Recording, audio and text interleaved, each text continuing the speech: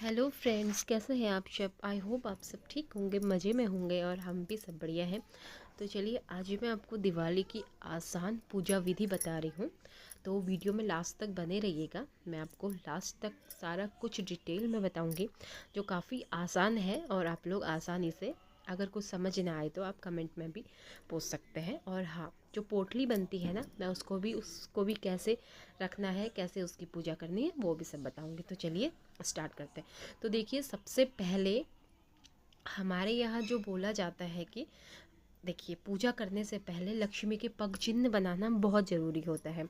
तो जो लक्ष्मी के जो चिन्ह होते हैं ना, जैसे लक्ष्मी के पग चिन्ह हो गए या स्वास्तिक हो गया, तो ये चीज़ पूजा की शुरुआत से पहले बनाना ज़रूरी होता है। आप चाहें तो इसको जो मार्केट में रेडीमेड मिलते हैं वो भी चिपका सकते हैं पूजा करने से पहले, जहाँ पे आप मंदिर बनाए या जो भी है। तो अगर खुद से बना ले तो वो ज़्यादा शुभ होता है।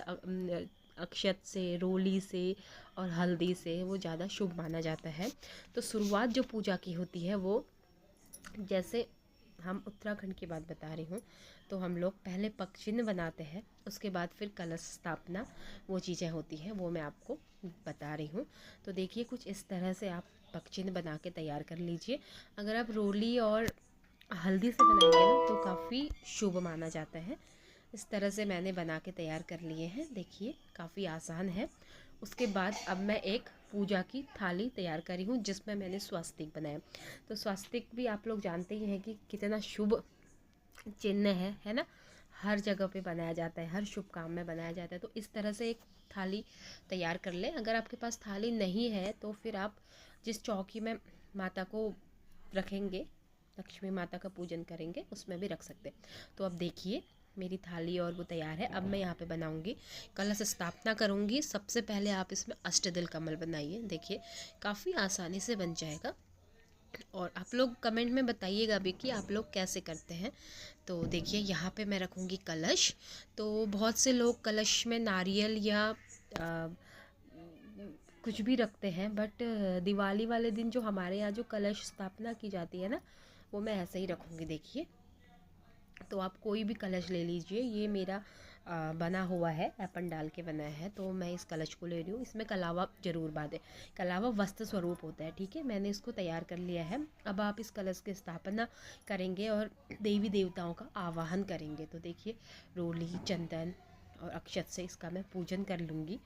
देखिए, फूल, और इसके बाद में इसमें एक कमलगट्टा और एक कौड़ी भी डालूंगी, क्योंकि लक्ष्मी माता का पूजन है तो ये चीज़ें बहुत ज़रूरी हैं। तो देखिए, अब मैंने कलश स्थापना के बाद ये जो प्लेट में मैंने स्वस्तिक बनाया था, यहाँ पे मैंने चावल रख के लक्ष्मी माता और गणेश जी को इसमें स्थापित कर दिया है। तो अगर आपके पास ऐसी प्लेट ना हो तो आप नीचे भी, मतलब चौकी में भी कर सकते हैं। और ये ध्यान रखिए कि गणेश जी के दाईं तरफ लक्ष्मी माता को स्थापित करें और सामने विष्णु भगवान की कोई प्रतिमा या कोई भी फ़ोटो, मेरे पास ये छोटी सी फ़ोटो थी तो मैंने ये लगा दी, वो ज़रूर याद रखें। और ये है दक्षिणावर्ती शंख। अगर ये आपके घर में है तो ये तो बेहद ही शुभ है, और इसमें चावल भर के लक्ष्मी माता के सामने आप ज़रूर रखें। तो अब देखिए, ये कुछ चीज़ें हैं जो मैं धनवर्षा की जो पोटली है ना उसमें डालूंगी, और ये लक्ष्मी माता को सारी प्रिय चीज़ें हैं। तो आप इन चीज़ों को पूजा में ज़रूर शामिल करें, जितना हो पाता है। ज़रूरी नहीं कि सारी ही चीज़ें मिलें। तो देखिए, हल्दी की गांठ है, इसमें गोमती चक्र है, धनिया है और मोती है, कपूर है, सुपारी है, कमलगट्टा है। तो आपको जो आसानी से मिल जाए, विधिवत इसमें रोली, चंदन, टीका जैसे आप लोग करते हैं, ये सब कुछ करके इन सब का भी पूजन कर लेंगे।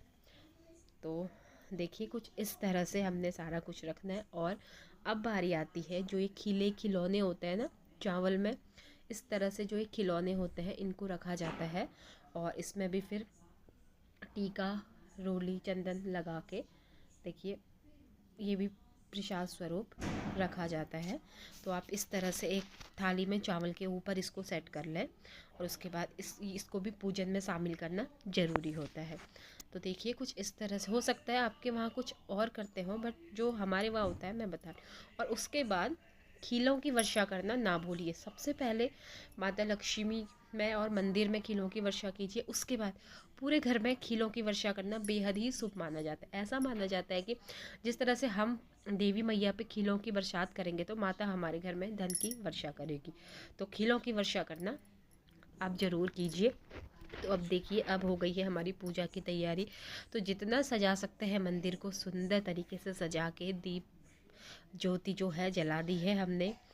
तो अब कुछ इस तरह से हम पूजा करेंगे और जो जो भी ये सामग्री रखी है इन सबको धूप दीप दिखा के, और आपको जो भी लक्ष्मी माता का मंत्र जो भी आता है, जैसे ओम महालक्ष्मी नमः 108 बार इसका जाप अवश्य कीजिए।